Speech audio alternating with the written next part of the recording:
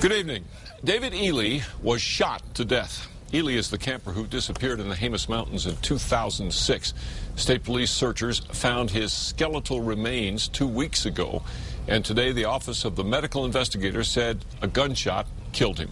News 13's Kim Bias is here with more.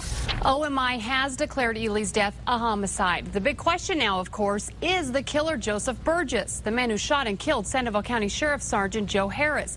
That's something the FBI suspects, but do they have the evidence to prove it?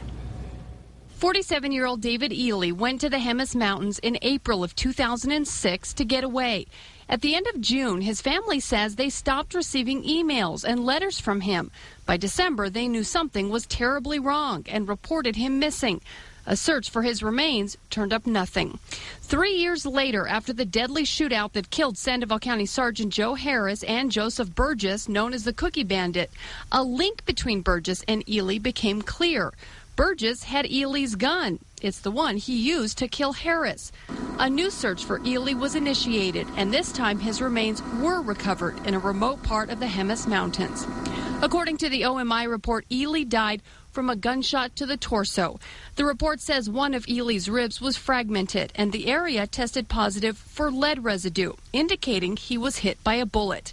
But what type of bullet killed Ely? From which gun? Remains the question. The report says no missile was retrieved from the scene.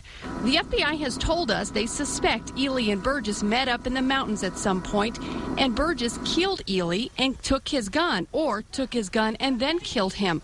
Without a bullet fragment, proving if this is true might be tough. For now, the FBI isn't revealing if they have any more evidence to prove their theory. The report says aside from the gunshot wound, no other traumatic injuries were found on Ely's body, but doctors were dealing with only bones. Back to you. All right, Kim. Ely moved to New Mexico from Ohio and had worked for several years at Sandia and Los Alamos National Labs.